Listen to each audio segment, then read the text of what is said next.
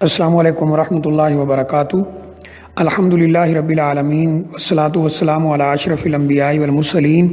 نبینا و حبیبنا و رسولنا و امامنا محمد وعلی آلہ و اصحابہ اجمعین، اما بعد۔ کسی ہمارے بھائی نے سوال کیا ہے کہ جو سفر کا مہینہ ابھی شروع ہو چکا ہے،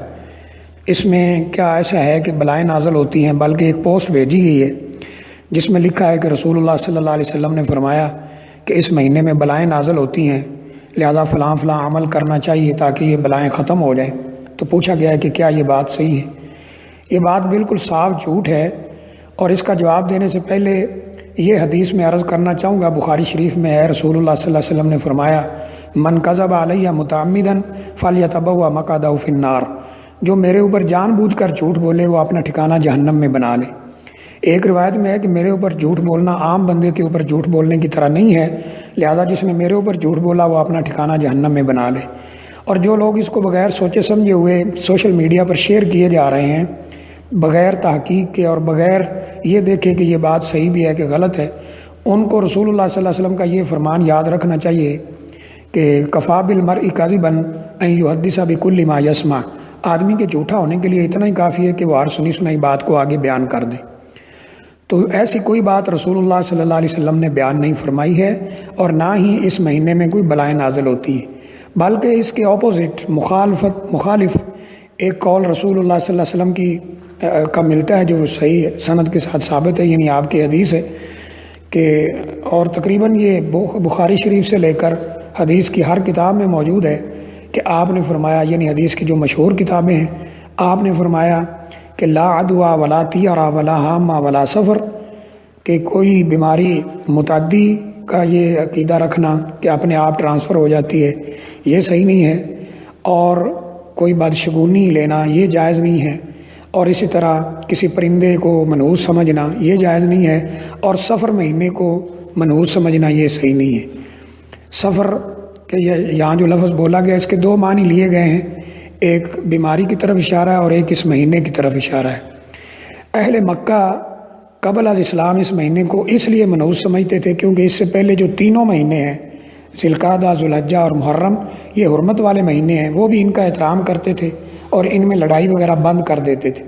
یہ مسلسل 3 مہینے لڑائی بند رہتی تھی حج اور حجاج کی وجہ سے، اور جو ہی سفر کا مہینہ شروع ہوتا تھا لڑائیاں دوبارہ شروع ہو جاتی تھی، قتل و غارت، خون ریزی، فساد، فتنہ کھڑا ہو جاتا تھا۔ تو وہ لوگ یہ کہتے تھے کہ یہ مہینہ منحوس ہے، اور نبی اکرم صلی اللہ علیہ وسلم نے اس عقیدے کا سختی کے ساتھ رد فرمایا کہ لا عدویٰ ولا طیرہ ولا حامہ ولا سفر، کہ یہ سفر مہینے کو اس طرح منحوس سمجھنا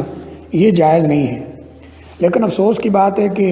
وہی کفار والے عقیدے آج مسلمانوں نے بھی اپنا رکھے ہیں، وہ بھی اس مہینے کو منحوس سمجھتے ہیں،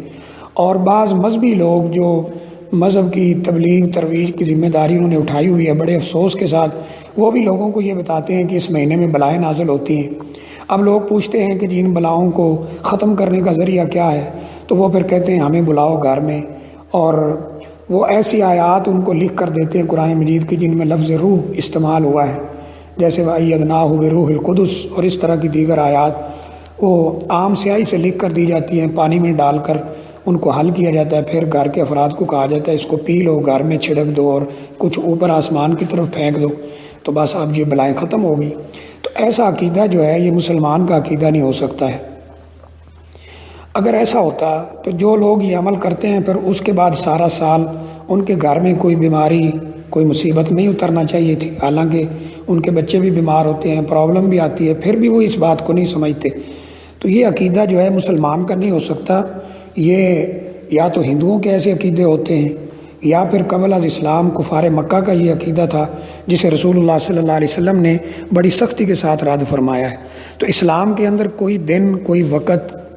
مہینے کا کوئی دن، ہفتے کا کوئی دن، کوئی مہینہ، کوئی سال،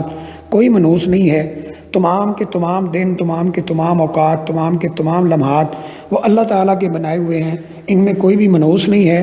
یہ سفر کو منحوس سمجھنا، یا بعض لوگ اور کئی مہینوں کو جیسے محرم کو غم والا مہینہ کہہ دیتے ہیں اور اس طرح منحوس کہہ دیتے ہیں، نعوذ باللہ، حالانکہ وہ حرمت والا مہینہ ہے۔